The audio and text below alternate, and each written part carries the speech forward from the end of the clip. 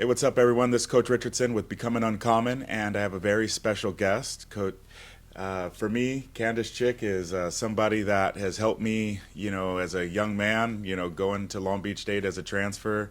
And like my journey is very uncommon, as many of you have learned, but to be able to take it full circle, Candice Chick is somebody that was the student life coordinator. What was it? It was SAC, right? Yeah, well, SAC was the governing body through Okay. the NCAA, but my job title was student. What was it?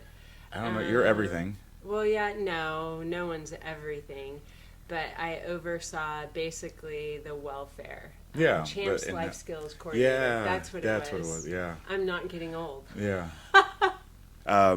So you're the Champ Skills Life Coordinator at Long Beach State, but how'd you get into that role? Let's go ahead and just start there. Well, like you, Chris, I was a student athlete and I was lost at times too when I was in college. And what I did do, though, is I was very active in the government area as an athlete and then also as a college student. And I was a president ambassador at Long Beach State as well. And I surrounded myself. That was the one thing that I learned from my parents, is that always surround yourself with good people, people that maybe are leaders or not leaders, but just really solid, good people. And I had amazing leadership around me, with faculty, with administrators, with the college president. Dr. Bob Maxon was amazing. Dr. Doug Robinson was amazing.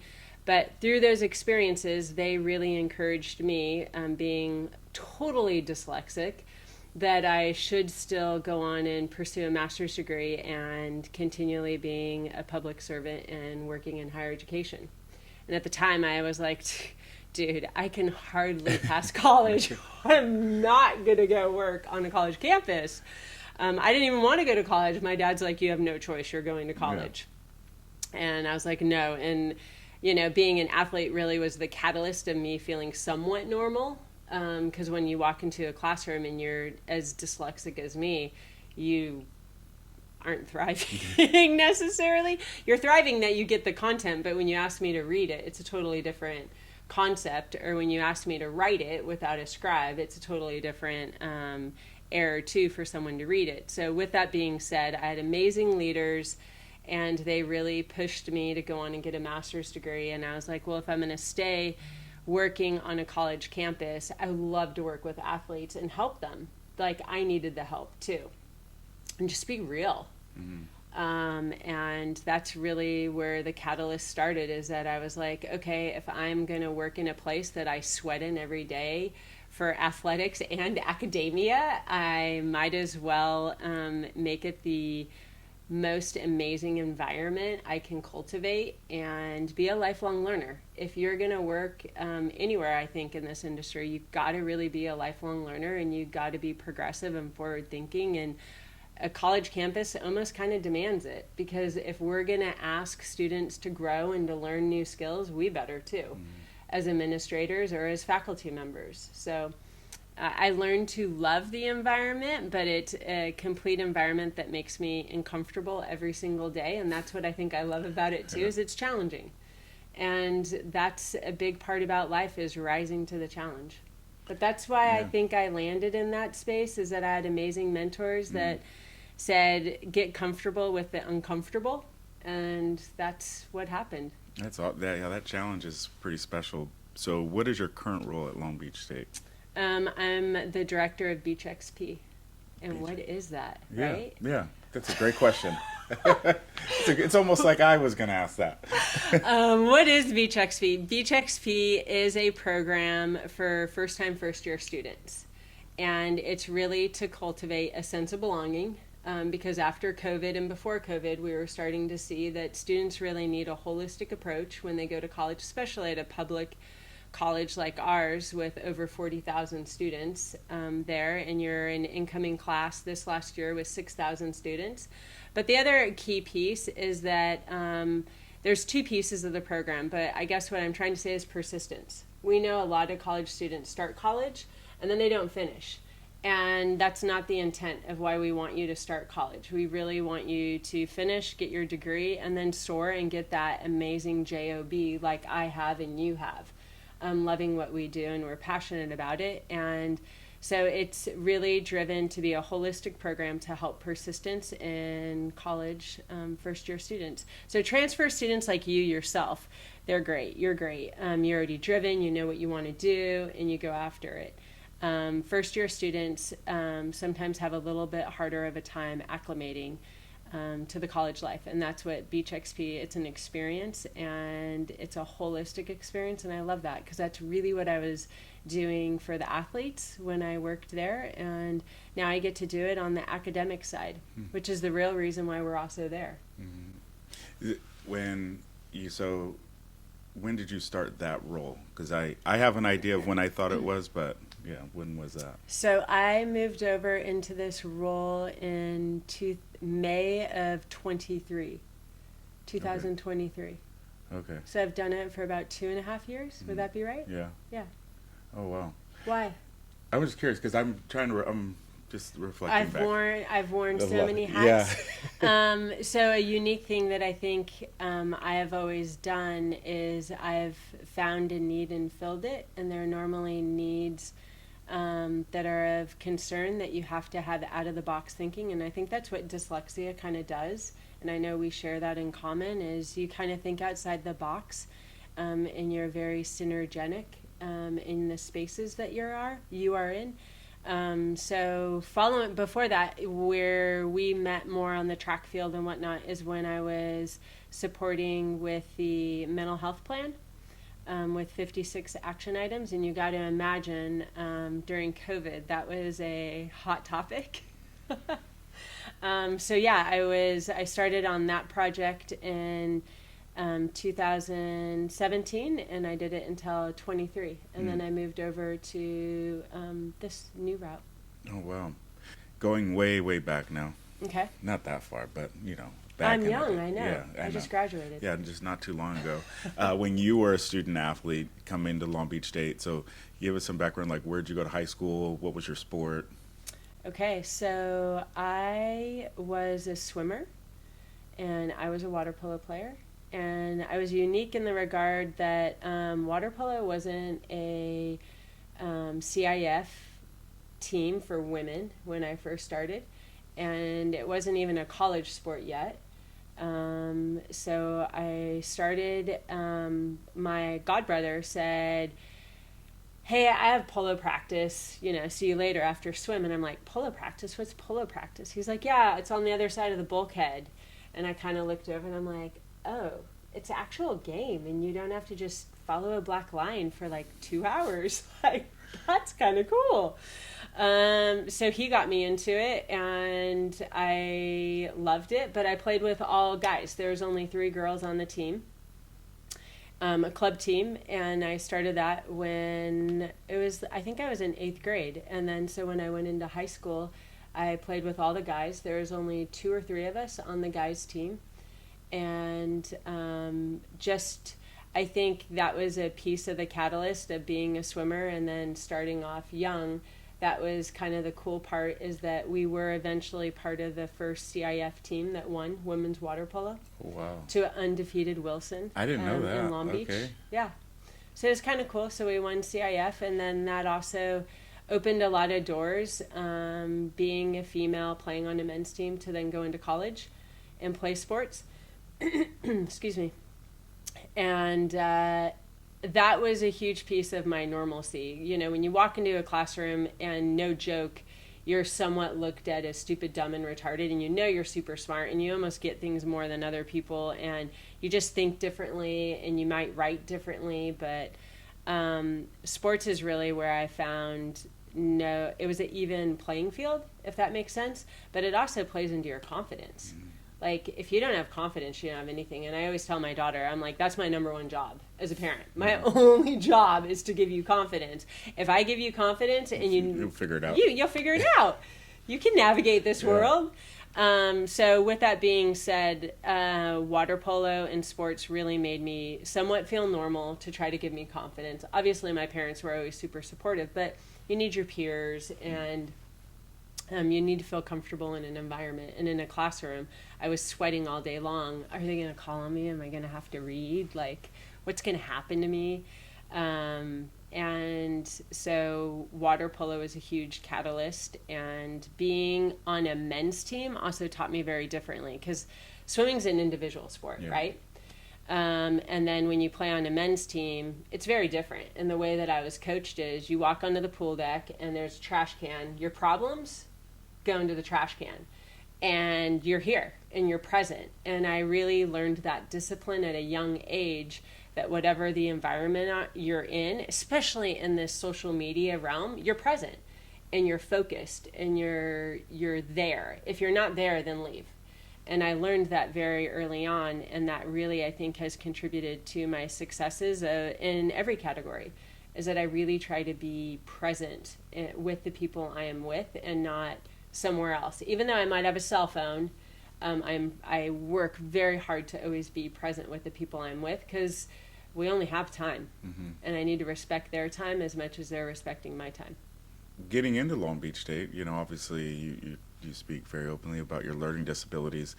Like, what was that process like? Where, like, getting admitted, obviously you did something right, like, Whoa, to get no, in. yeah, maybe. So Because you didn't, like, you had to take the SATs, like, at that time. epically failed. I think I got points just for writing my name. All right, good. No joke, Chris. That's a good start. Yeah. Well, at least you took it. Yeah, I took it, and I think I took it in mock 2 hours. Do you know why mock 2 hours? Is I'm such an empathetic person, is that the person that was proctoring my test, I was like, oh my gosh, I'm wasting their time. How fast can I go through this? Oh my gosh, I'm wasting their time. I care so much about other people to my own deficit. So I'll never forget. Yeah, so I think I probably got 10 points for doing the SAT, and I as you and I know, you have to be a quick learner about yourself.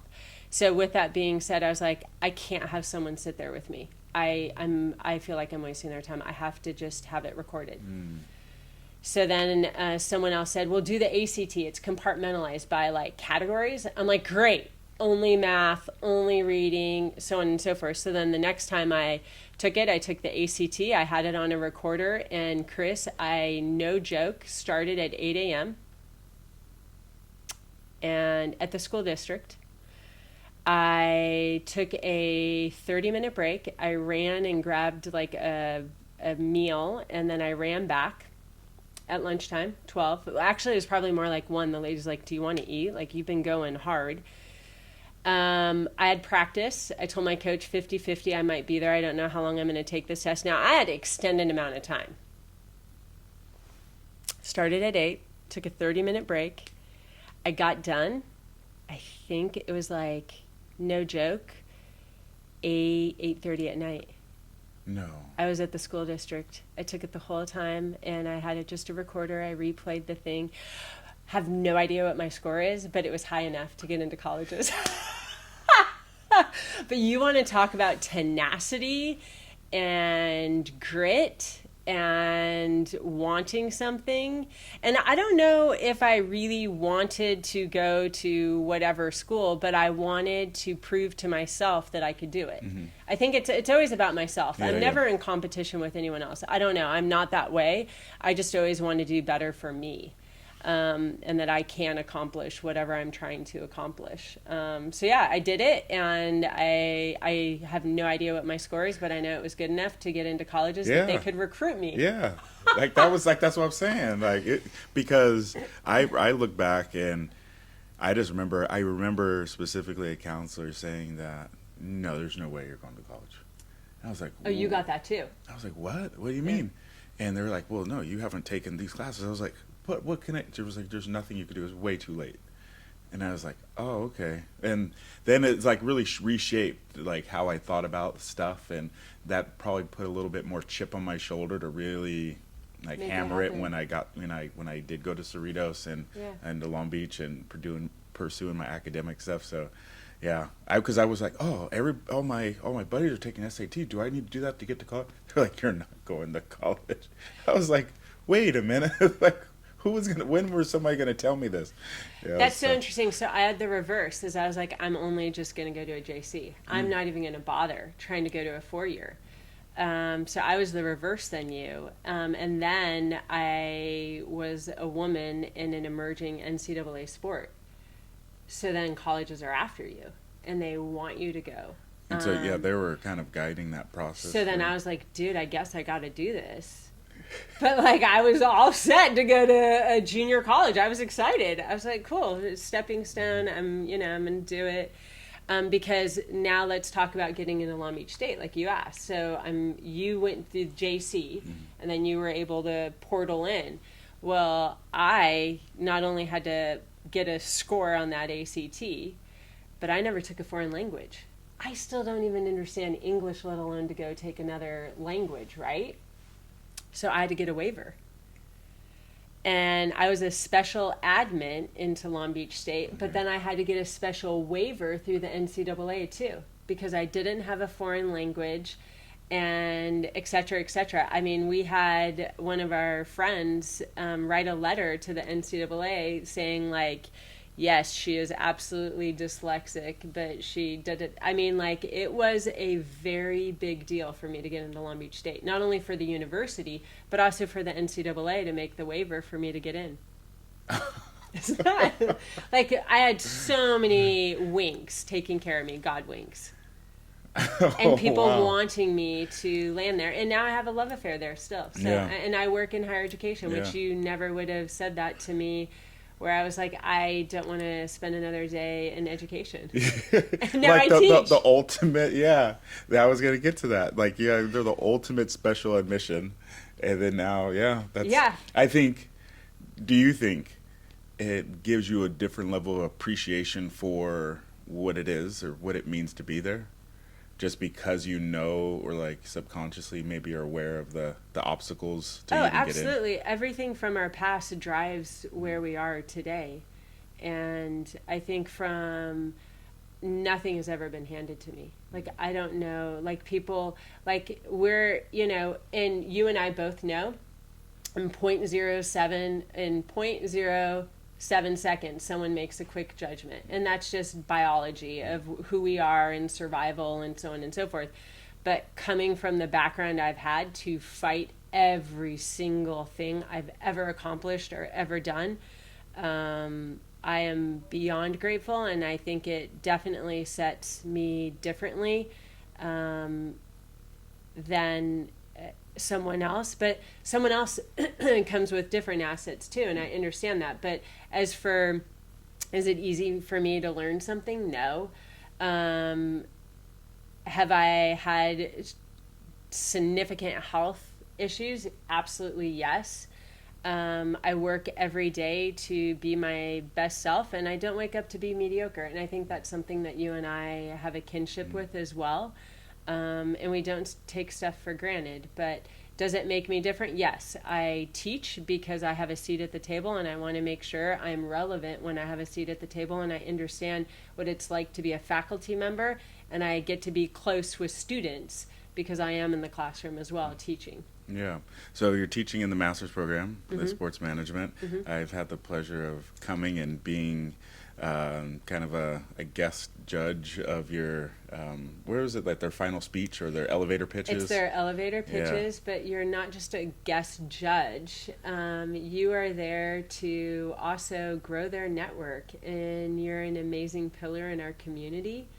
And they all want to learn how to crush it like you, and you're not just a guest judge, you're a mentor to them, and you're a leader. So I thank you for that, for all the years you've been coming into the classroom with me. I always appreciate it, because every cohort, something comes from it. Like, I connect with somebody, or somebody has and I see them later. It's cool to kind of follow their journeys as well. Like, some of them done some big things, and some of them are really contributing to their communities. Like, just being able to then kind of outsource and connect with them. How long have I been doing that? Because I was trying to put a year on it. It was pre-COVID. It was pre-COVID. And I think it's almost been as long as I've been teaching in the program, and I don't really know exactly how long I've been teaching either, Chris, but I would say it's almost been 10 years. Yeah. that So you've been 2017 doing it. at Yeah. least. That's what I was thinking. Yeah.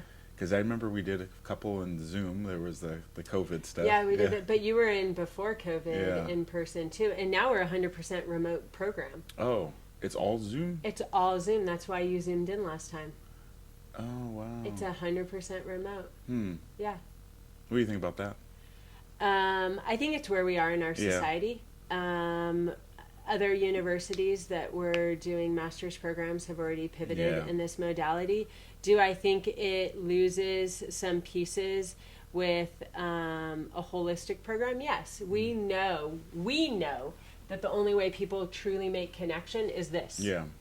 In this space, in person, multi-dimensional. We know that. But we also know that you're so valuable, you might need to be in Las Vegas doing a track and field USA training. But yet you still want to be in Southern California zooming into my class, Yeah. right? Because I think that happened one time. Yeah.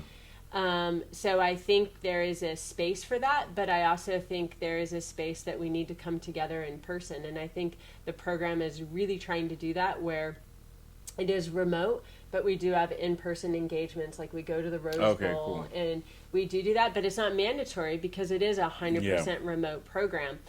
It's very innovative in this space. I'm constantly changing how I'm doing my teaching in the Zoom space, because I think they need it too. You're not just an educator anymore, in my opinion. You're also like an entertainer.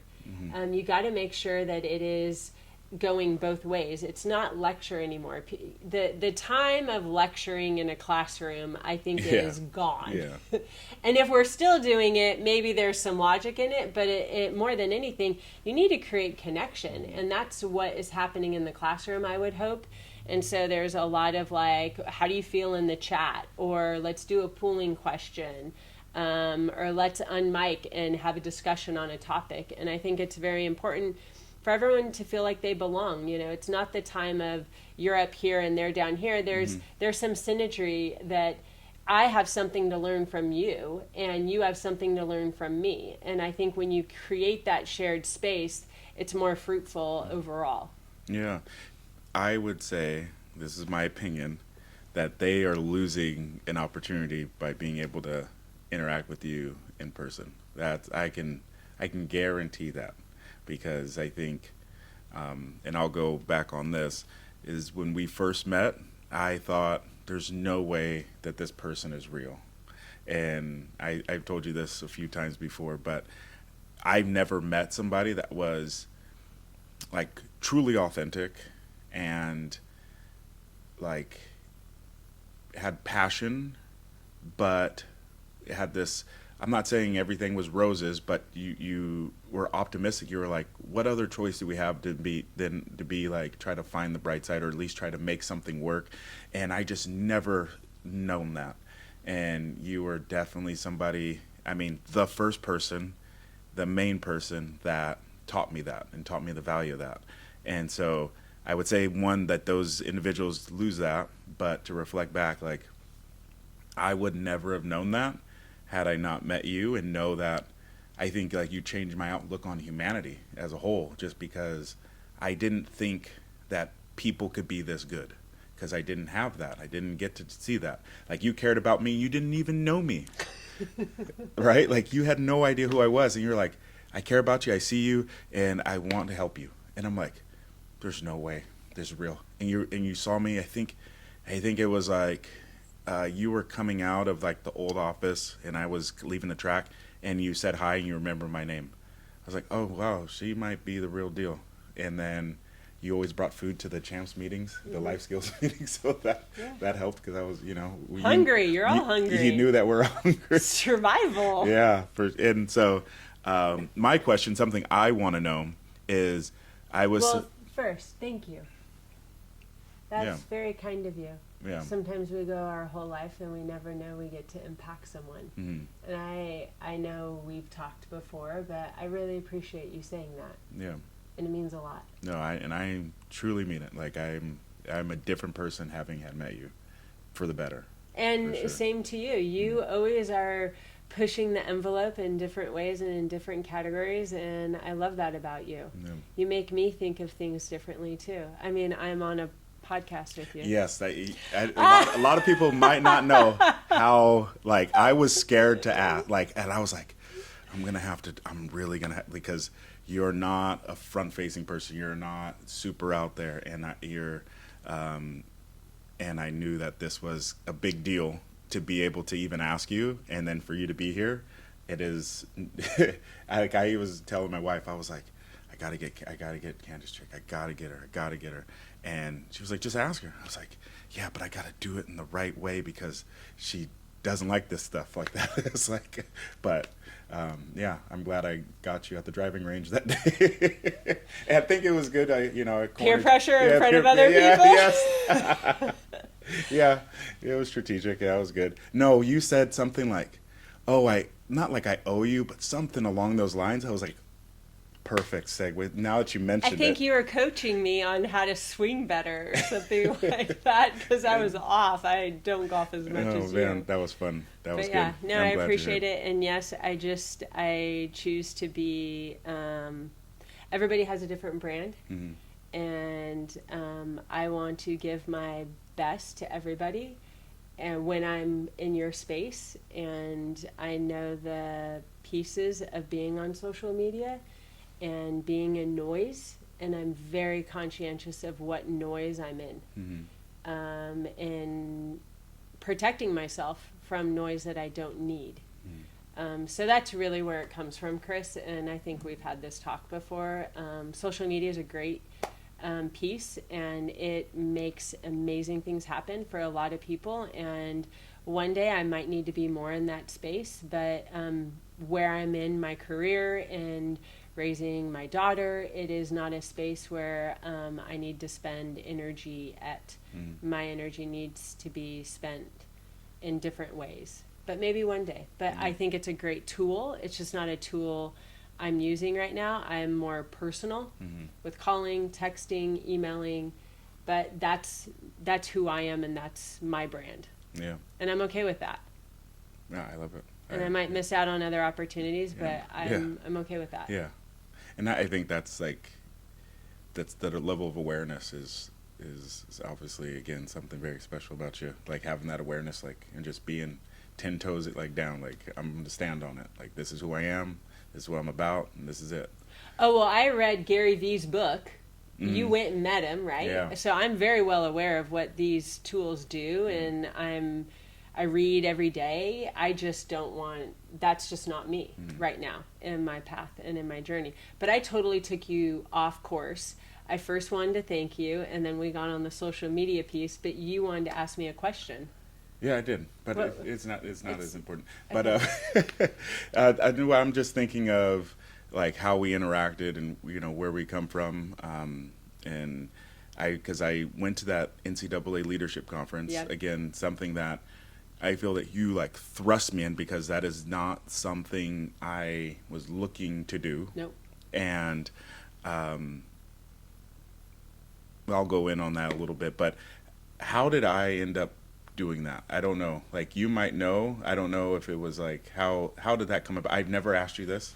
I've always appreciated it, and it's maybe I didn't want to know how the sausage was made, just because like I just appreciated it so much. I just like, it is what it is. However it happened, because I maybe I'm thinking about it as like, if I find out, maybe I don't know, because I appreciated that like so much that I'm just going to take this and run. I don't want to even know anything about it, but I have to ask, how did that end up? Because I wasn't out there. I wasn't, super social. I wasn't going to the party. I wasn't you're hanging an out. Introvert. Yes, to the nth degree. Yes. Yep. So I think it's great you're doing a podcast. Yeah. Lean into your discomfort. Lean into your discomfort all the time. Yep. Yes. So it's a nomination process, and coaches nominate, and then I get to nominate, and then we get to write up letters, and then administration chooses, and we sit together and we look at all the nominations, and I hands down I'm because I worked directly with the NCAA more because of my role. But I wasn't the final straw, but I definitely pleaded an amazing case that I thought you were the right person to go, without a doubt. Okay, I appreciate that. And it's you're a leader if you know it or not. People are following you. It's up to you to lead them in the right direction. And I think you didn't understand the power of your leadership you were already presenting. And I wanted you to be surrounded with like-mindedness to continually grow, and that was a space that I knew could provide that for you, because I knew it provided it for me when I was a student athlete myself, because I got to go to that conference that's what too. I was going to ask. Okay, cool. Yeah, so All I right. got to go to that conference too, and that's why I said, hands down, you're never going to regret it if you get to go. And I'm glad you had such an amazing experience from it, and the only thing that I wish is that they still had it. Yes. They don't have it anymore. I found that out. But it is transformative.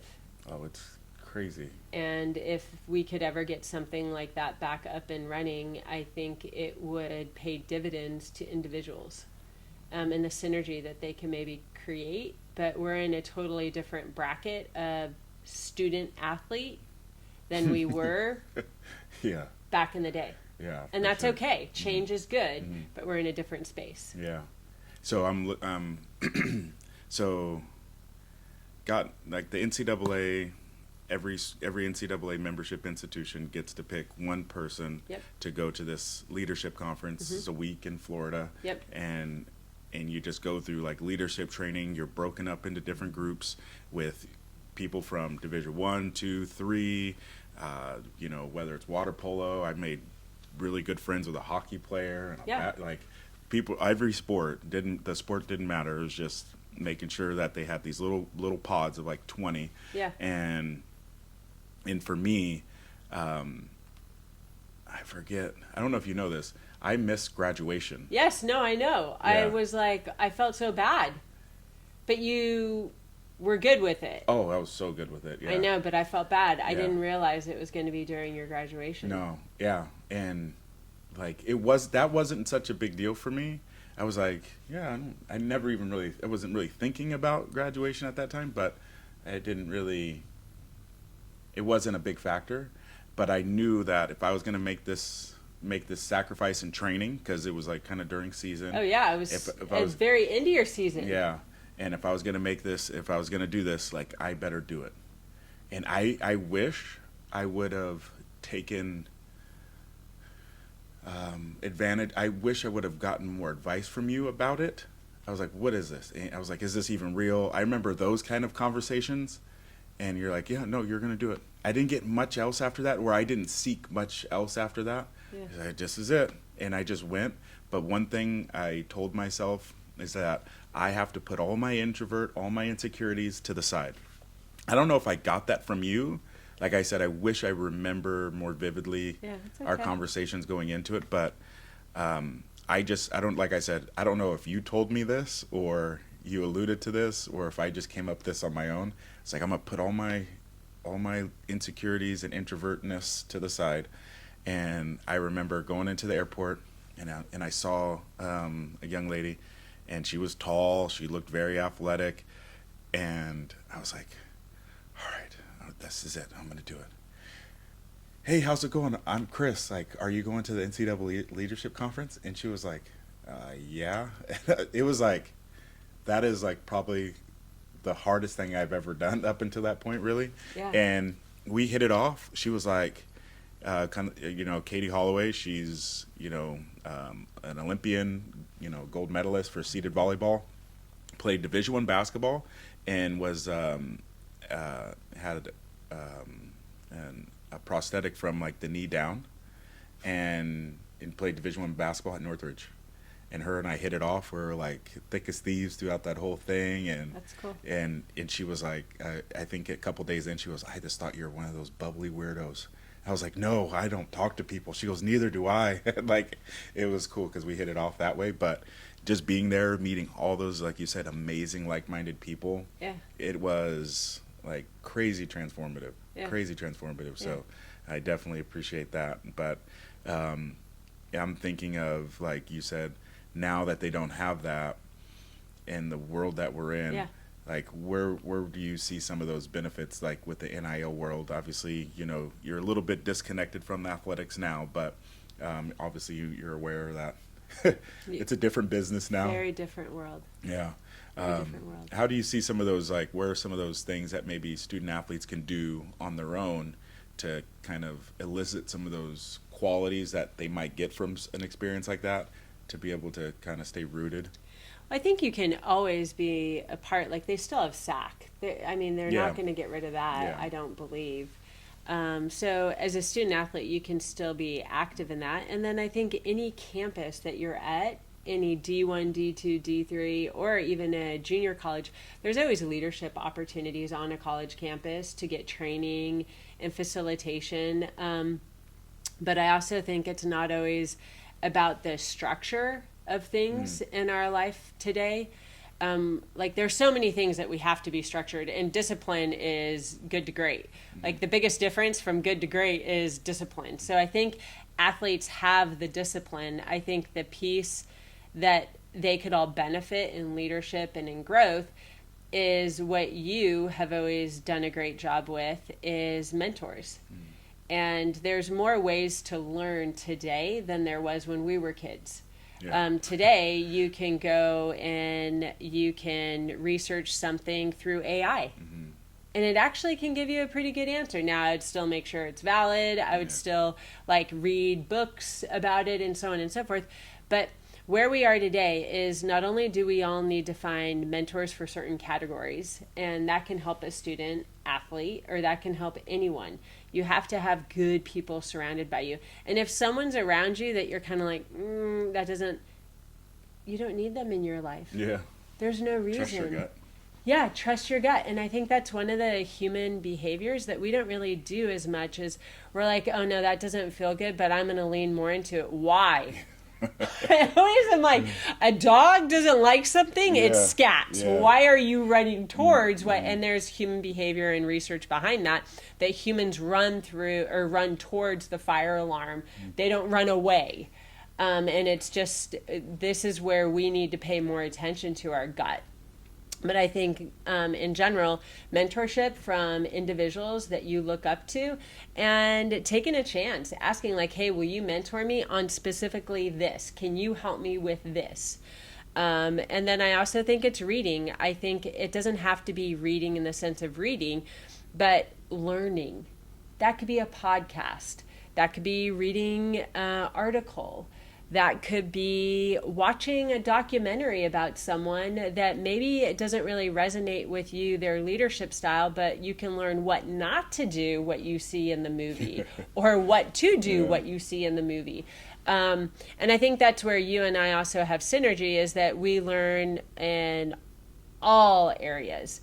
And we take in every scenario. Like even, I know when I'm sure you're at an airport and you're watching human behavior of two people interacting, you're also thinking like, oh, that's something I would like to do with Jennifer, and make sure that I'm caring for her or whatnot as an amazing husband. But then also you might see the child and how they're acting, and no, I'm more disciplined than that. And you know what I mean? So like we can also learn by just socially being in our surroundings and taking inventory to ourselves. Do I like that? Do I not like that? And I think the one thing that you feel comfortable with me is that I accept you for who you are.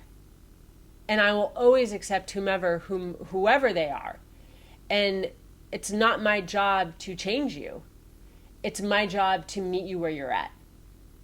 And if you want to go further, I want to go there with you. But if you want to stay where you're at, cool.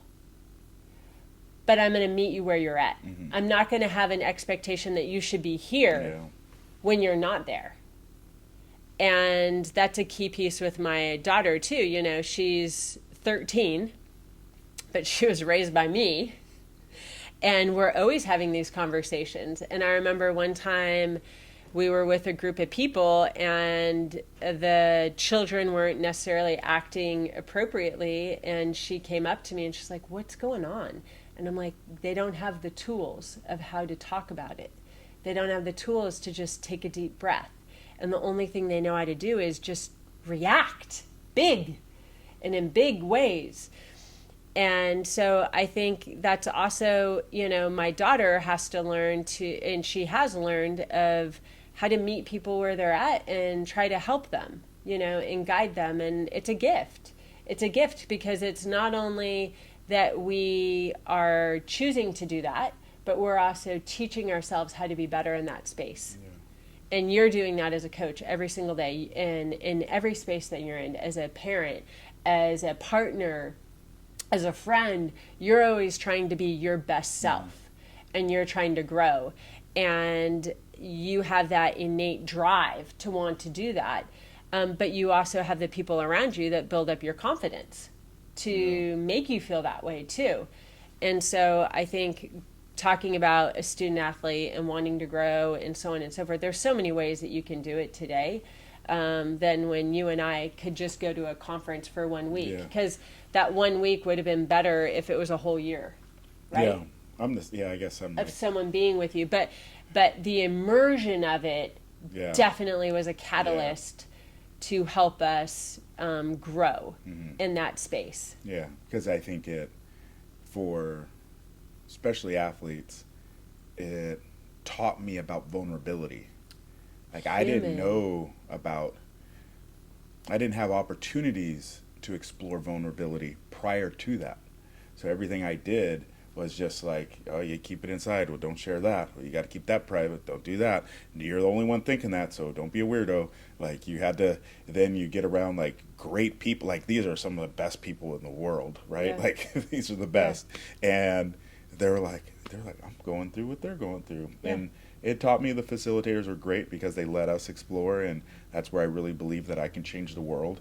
Like before I was like, that's out there and I'm here. Yeah. No, like if I'm good to people, if I do the best I can, like it can have a ripple effect. It can have and teach me that I can create initiatives and I can create change, like one piece at a time, as long as I'm like authentic about it and I do it with my whole heart. So because that's where I was going to say about like leadership, what I got from what you were saying as well right now is like you can be a leader no matter who you are. Yeah. And that's one thing, like I never thought I was a leader, but everyone could be a leader. Like you could be a leader and you are. Yeah, and like it's just in different ways. Yeah, exactly. Yeah, and just being able to at least recognize it or be aware, like it is a role and it's okay. Like you might do it different. You might be good some days. You might not be, and so I thought that's it's an important lesson to take away for sure. Well, and sometimes you're a leader, but your job as a leader is to step back. Yeah. Yeah. And one of the things that's key with my team and with my role is I tend to be the last person to share out because I don't want to influence their thoughts. So I tend to always be the last. Yeah. And sometimes I don't even share. Yeah. Because I don't think that it's needed. And then there are rare occasions where then you just have to direct. Yeah. And they don't get a choice. Otherwise, I think there's a lot of synergy, but there's different roles you play as a leader for different scenarios. And you have to be aware of the space that you're in and the situation you're in to make those calls. Yeah. I don't know if you know this. I've told at least 4 people. Well, now you're telling the world. Yeah. It's not like a secret, but these people know. I go, you have to reach out to Candice Chick. You have to reach out to her. And why I say that is because, like, what I noticed, especially in like leadership roles with coaching or administration, you have to almost be very strategic with mentorship, and it's like right there in front of you. And sometimes I watch women go through hard times or difficult times, and I'm like, or especially like whether it's moral things or just whatever it is, and I'm like, you need to reach out to her. And I don't know if they ever do, but it leads me to my question that do you currently mentor anybody, and maybe if so, like what is your process or how do you go about it?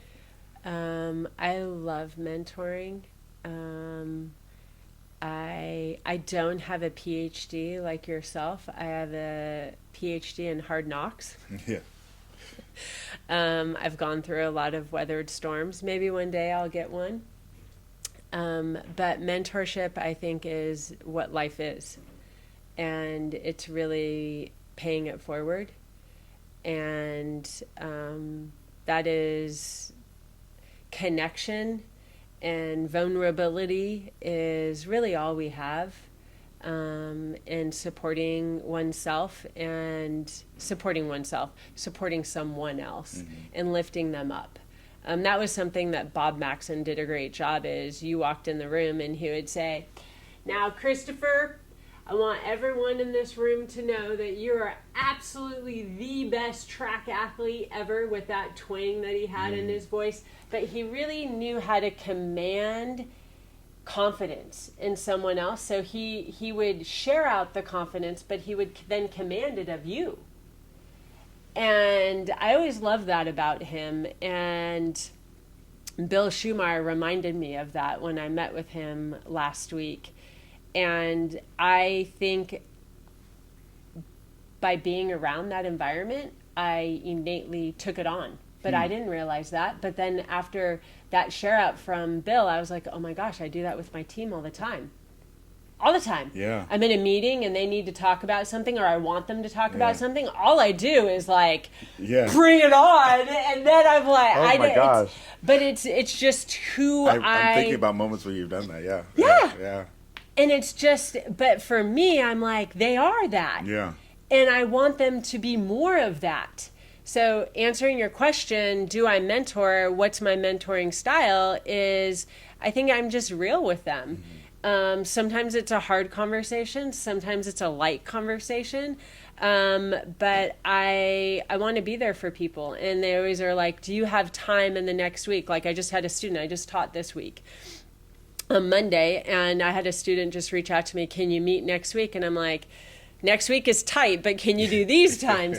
And that's the thing is that, and if you texted me or emailed me and said, I need to talk to you today, I'll talk to you today. I'll make the time. No one has time. End of story. It's a matter if you make the time. Yeah. And I want to make the time because that's what life's about, is being there for other people. And if they think you could be a catalyst to support them, that's a huge honor. Yeah. That's a huge honor. And I don't take it lightly. Okay. Yeah, because like I said, I not volunteer your services, but I push people, very, very special people to me, to you, because like you're like, you're very special. Like I wouldn't just send anybody to you, you know. So, but because like I know that if they got a chance just to talk to you once, that it could bring, like they're going to get something from it. Like, I hope they do. And you'll hear them and you'll be able to see them. And I think sometimes that's all they need, and all somebody might need at a particular time. And going on to that authenticity that you have, where do you get it from? Because it's not, you just don't get it off trees, you know, like truly like leaning in and believing in yourself in that sense, to be able to like if you say something, you mean it. Yeah. You and I have had some deep conversations since I was a young pup, and you know, all the way up until not too long ago. You and I have had some deep conversations, and you've always been real.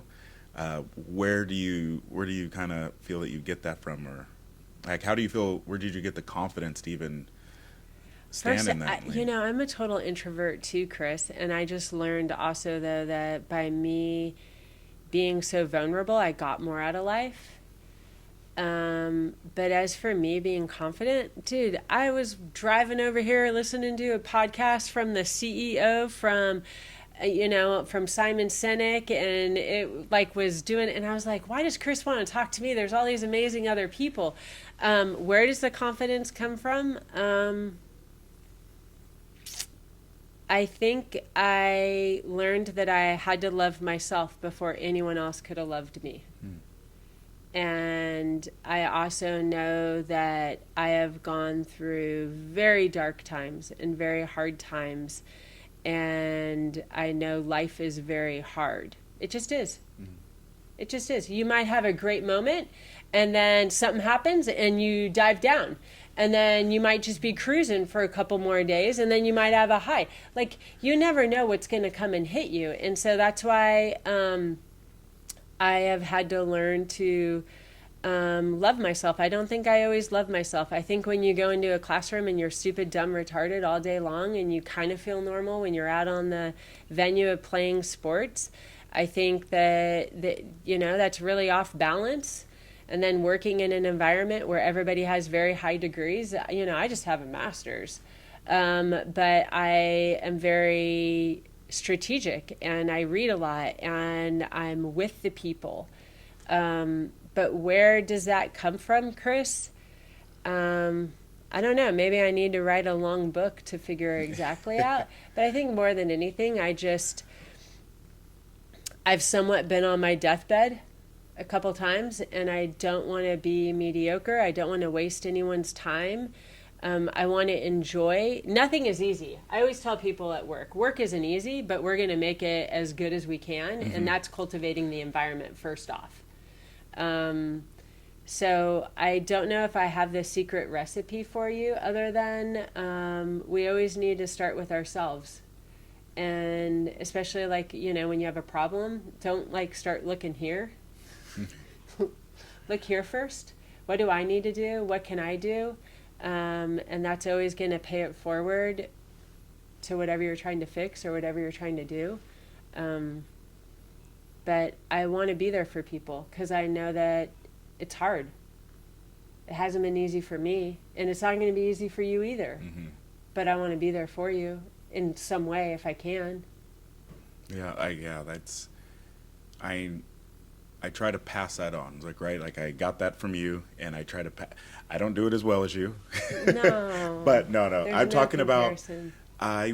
because I know I have a certain face. I have a scowl, like a brow and a scowl. So I know, I learned this, watch this. This is how I normally look, right?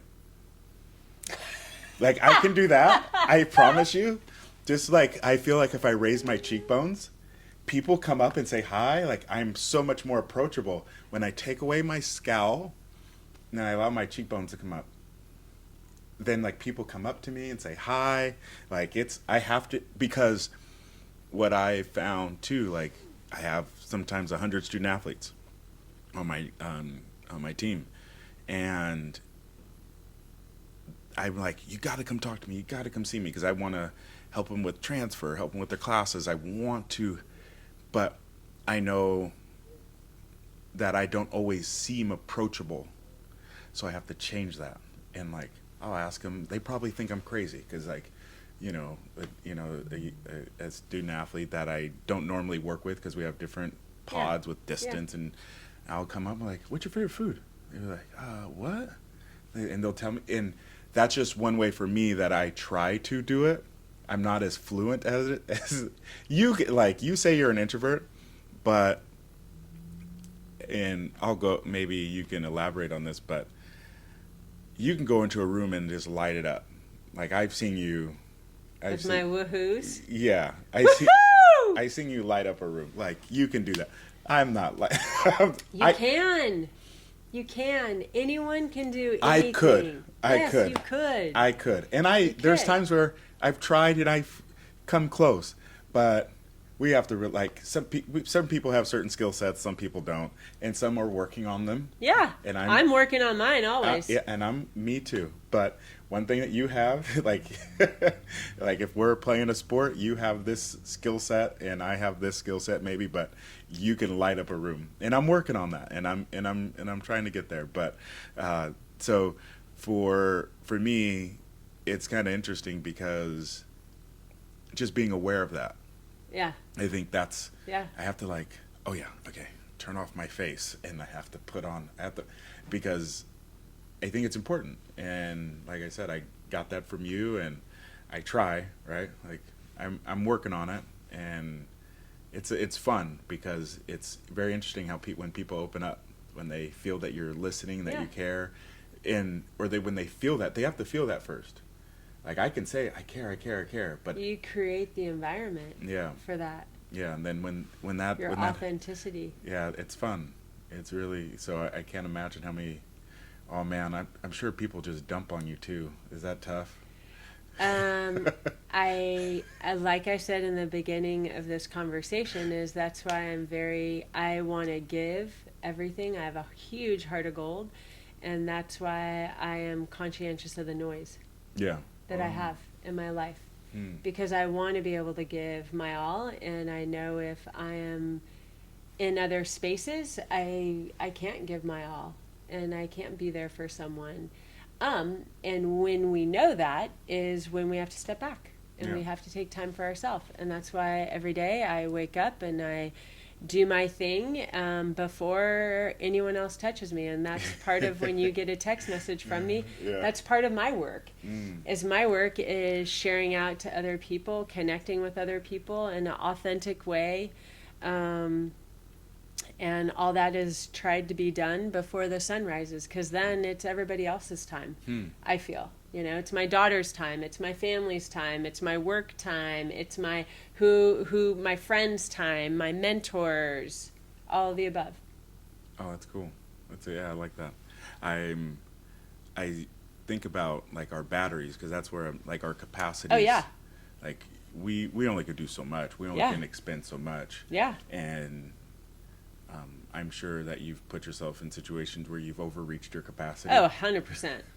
So it seems like you have a good coping mechanism or like strategy to kind of at least try to manage it the best you can. Yeah, because that's the difference from good to great. Good is you get hit and you get wobbly. Great is you get hit and you're steady.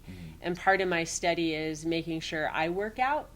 It's a mental piece for me more. When I go ride the Peloton for 20 miles, it's more of getting through that grittiness piece. But then I also know I've worked out my body, I've worked out my mind, and now anything can come and kind of hit me.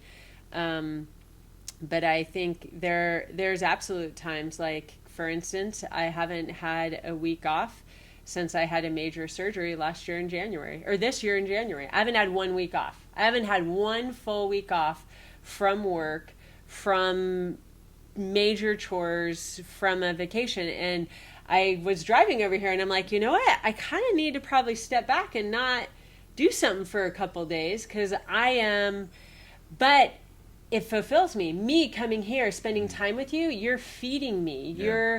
You're feeding me. Me teaching on Monday night for 4 hours is also feeding me. I'm paying it forward. I'm doing things that I love. So as much as I haven't had, it's because I'm passionate about all these things and I love what I do, and I have made it a choice. Working in higher education, you're not the Bill Gates, or you're not the Jeff Bezos or the Richard Branson. So I'm never going to be one of those people that have all the means, but everything to me is getting the opportunity to do what I love and paying it forward, and that is awesome. And like you said earlier, to be able to support someone, I mean, that to me is priceless. No, I definitely appreciate it. I'm not a doctor. Yeah. I can't go save someone's life, but I can be there for them physically and emotionally. And to me, that's just as important. Oh, yeah. And that's why I honor the mentorships that I get to do. That's why I am so blessed to be a mother to my daughter, and to have an amazing team around me. And I'm super grateful for the team that I have at work too, that they want to pay into the space that we're in to help first year students too. So as we wrap up, because I think I can talk to you forever. We have had very long conversations before, but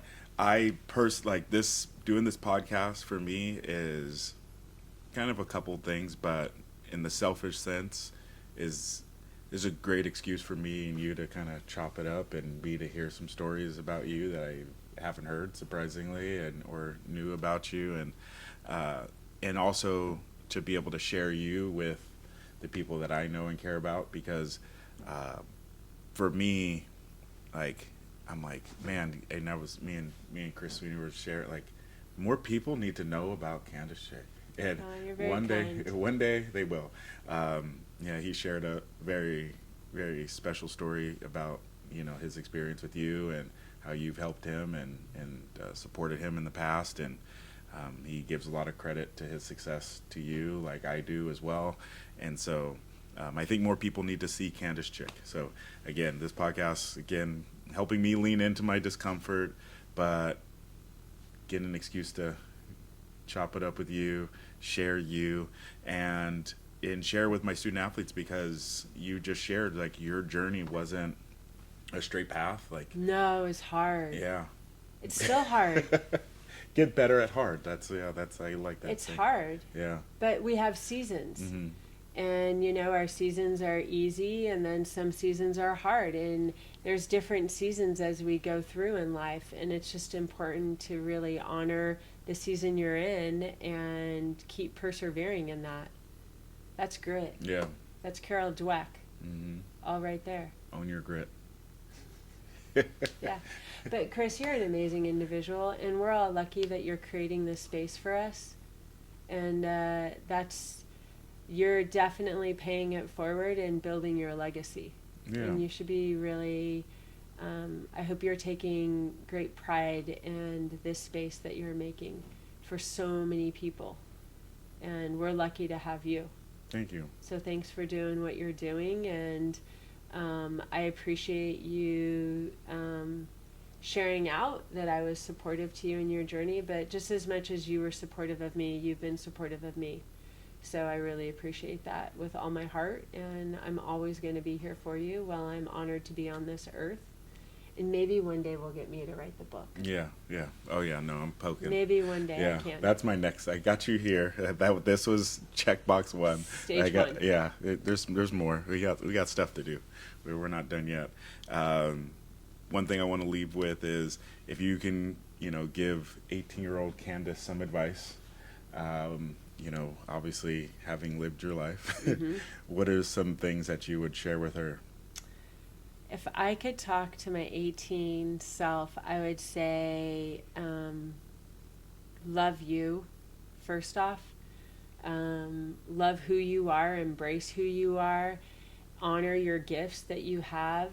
I would first say that. And I would say, surround yourself with amazing people, because they'll help you get through the hard times, because it's going to be hard. Just know it's going to be hard. But keep believing in you, because by you doing all this hard work, it will pay off in due time. Because sometimes it's really hard to see that. You can kind of see the light at the end of the tunnel, but you really can't see the end of the light of the tunnel. And in my opinion, I'm still in that tunnel, and I'm still trying to see the end light, because there's so much that we get to do and we get to see. But with everything being said, enjoy. Have joy. Life's hard. Enjoy. And laugh about it. Have humor, just like, I can't tell you, Chris, how many times I've had to walk in. I haven't had to, but because of my dyslexia, I walk into a men's restroom. I order something on a menu and it's not really what I wanted. I still to this day order coffee the same exact way, because I don't get all the options or can even read all the options. So I have humility. I mean, when I was going through cancer and I lost all my hair and my daughter was just born, I was like, this is great. I have no personal hygiene to take care of. I have no hair. So I think at the end of the day, I would tell myself is keep laughing along the way. The hardships are probably pretty funny. And everything, it doesn't rain all the time. The rain will stop and new things will blossom and grow. So I think that is what I would end with to my 18 self, is enjoy, make light of what you're going through at times, because it really does help. That's a strong takeaway, because like you think back, I at least now when you were saying that, I'm thinking about my 18-year-old self too, and I'm like, so what would you say to your 18 self before we close? I want to know. There's great people out there, and you got to go meet them. Like, you have to go meet them. And I think that's one thing I'm still learning. Like, I keep my circle as tight. Yeah. And it's not that I have to go, go be super vulnerable with a stranger or anything like that. Yeah. But like there are some amazing people out there. Yeah. And again, maybe even I'd never thought about it, but maybe this podcast is maybe one of those means for me too. I definitely started with my circle, and that was important to me, just to be able to reconnect on that end. But now that I think about it, yeah, like to be able to just meet there's amazing people out there. Yeah. And you just have to go meet them. Yeah. Yeah. And the synergy you are going to create by doing that is going to be vast. Yeah. And you just learn so much. Just in my short, you know what I mean? You could take so much from different, and I've been blessed to have amazing people in my life, but I know that I probably missed out on relationships and opportunities and things like that just because I didn't take advantage of being able to cultivate the relationships with people that I had the opportunities to do that with. Yeah. And I know that I'm lucky enough to know that there are more, like it doesn't have to be that way, and it can change. So I'm working on it. I think that's still a work in progress, but I'm excited. So you're telling your 18 self that you get out there, keep meeting great people. Mm-hmm. Yeah, there's amazing people out there. You just have to, and there's some not so amazing, but you, like you said, you never know. You never know. Yeah. Got to be open to the opportunities. Yeah, you can't let like maybe one bad interaction or a relationship or whatever deter you from meeting somebody that could potentially be a positive impact on your life. Yeah. If you fail to try, you're failing. What is that quote with my dyslexia? You got to go out there and take a chance, is basically what I'm trying to say. And that's why I always try to promote that in my class. Because if you don't go out and try, you just never will know. Yeah. It's the Walt Disney. If you fail to dream, your dreams will never come true, or something like that. And I think that's kind of the same premise too. Yeah. Like it's a little scary. Life's scary. Yeah. But like you have nothing to lose though. For sure, everything to gain. You taught me. I don't know how to say this, but you've taught me to appreciate my dyslexia and learning disabilities. Oh yeah. Because before it was, I wore that very tight. I was very tight with that. Like, so did I. And I hit it, and you're like, no, that's me. That's who I am. Yeah. Like, like it, love it, hate it, don't matter. This is who I am. It's not just, it is what it is, and like it's okay. And I was like, it is okay. And then I was like able to, and you wouldn't, and I think you know this. You let me know if you know this. Like if I'm open, like my athletes, and they're talking about, like I might have a young man that's struggling with math, and I'm like, dude, school sucked for me. And my dyslexia, ADD, this and that, like it was hard. They go, really, coach? Like, because they see this and they assume that I had a certain path. I was like, no, dude, it was rough. Yeah. And they're like, and it helps make those conversations a little bit more meaningful for them. Yeah. And sometimes I might say it into like a big class or a big group. And then inevitably there's always somebody that comes up and be like, me too, or I'm like that. And so were you aware of that? Like that helps people? Because I didn't know that. Well, I don't know how it happened, but I think it was when I was first asked. We need to come to a close, I know. But I think I was asked, by being the Champs Life Skills Coordinator, I then was asked to be a keynote speaker at our national conference for the NCAA. And Becky, I can't remember Becky's last name, she goes, I want you to come and be the keynote speaker. And I'm like, why? She's like, I want you to talk about your dyslexia. I'm like, no. And long story short, between that interaction and then one when I was getting my undergrad, where a faculty member that said they were going to fail me from a class then asked me to be a speaker at her class at another university I'm not going to say. And that's kind of what promoted my speaking out about dyslexia. And I'm like, people need to hear about this because apparently people aren't talking about this. And I found out the more that I shared, it was helping other people. Because this faculty member that said they were going to fail me because of my dyslexia then asked me to be a keynote speaker at her teaching credentialing class at another university. I will say, I'm not going to say which one. I then found out why she told me she wanted to fail me is because her son had dyslexia and he never went to college. So if her son didn't go, why should I go? And so that's when I started to figure out people hold other people back because of their own issues. It has nothing to do with me and what I can obtain in life. It's all about her and what's going on with them. And so that's where I was like, I need to start sharing out because people are going to say no to you. People are going to put roadblocks, but that's them.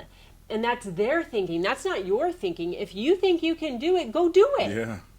You can go do it. And that same thing happened when I was getting my master's. They said I wasn't going to get a master's if I couldn't read and I had dyslexia. And I was like, if I want to make $1 million, I'll go make $1 million. It's all on what I think I can do and what I believe in myself and so on and so forth. And that's why I think it's the power of building other people up, because everybody else just wants to put everybody down.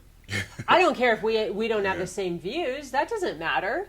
I'm allowed to have my views. You're allowed to have your views. But I shouldn't tell you what you can and cannot do. That's up to you to decide. My job is to help you get to wherever you need to be. And by me helping you, you're going to be helping me. Does that make sense? Yeah. That's like, yeah, huge. That's interesting. I didn't know that you had that journey, because I really just thought of that right now, like, because I started leaning in and embracing it, and I'm like, I got that from, and then I'm like, I wonder, because like that's how I feel when I share, and I like try to empower other individuals that might be dealing with learning disabilities or what have you, or just life. Yes. Oh, that's another thing.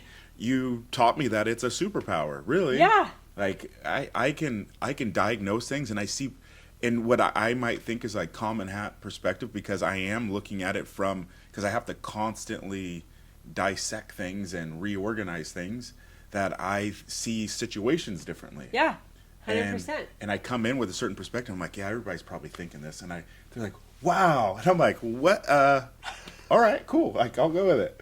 So, yeah, that's, you taught me that it is a superpower. It totally is. Yeah. And everybody has superpowers. It's just a matter if we help them believe in themselves to optimize on that superpower. Yep. Ours just happens to be a little bit of the same. Yeah. But other people have other superpowers. For sure. Like, you asked me to do something. You asked me to write a paper. I can tell you how to write the paper and what needs to be in the paper, but if you want me to write the paper, good luck. Yeah. You know what I mean? Oh yeah, I know. It's not my superpower. Right, yeah. That's awesome, because again, I never thought about it, but yeah, I got that. I stole that from you, so there's probably I probably have all kinds of little tips and tricks, but I definitely want to say thank you for everything you've done, everything you've been to me, everything you continue to be for me. And I get my last question is like, what's on the horizon for you? Like, if you kind of, I definitely feel that you should write a book. You have so much in your heart, and you have so much on your heart, that I think if nothing else, it doesn't have to be this, I wouldn't say it has to be this big published thing, but just for you and for your daughter, to be able to have that like you said, that legacy component, because I believe it needs to be shared. You are one of one. There is no one like you. And everybody's that way, though. But I appreciate that. Yeah, but I'm talking about you right now. Thank you. Thank you. I'm talking about you right now. Thank you. And so, but yeah, what's on the horizon for Candice Chick? I think I have always been open to opportunities, and so that's how I've landed all these amazing opportunities with teaching and working in higher education, and I'm 100% open to what opportunities are presented to me. And more than anything, I'm excited for, believe it or not, the challenges, because it keeps me excited about life. And so what's on the horizon is being open to the next opportunity that challenges me, like coming and doing a podcast today. Eventually, yes, Chris, I do agree I should write my book.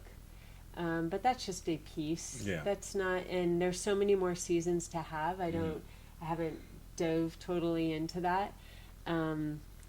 But I'm excited, and I would love for the next, the next season to have another new challenge. So we'll see what that is. But definitely open to it. Awesome. Yeah. All right. Thanks for asking. Yeah. Well, with that, as you can see, with Becoming Uncommon, greatness is going to come in a lot of different means and paths. And so for me, being open to opportunity, not being scared of what is potentially going to be hard, being able to allow yourself to see your own greatness within yourself and accepting it is something that, again, I've learned from Miss Candice Chick, and hopefully you've learned that as well. Candice, where can they find you if they want to hear from you? CandiceChick@gmail.com would probably be the best. All right. Sounds good. All right. Other than that, be uncommon. Thanks.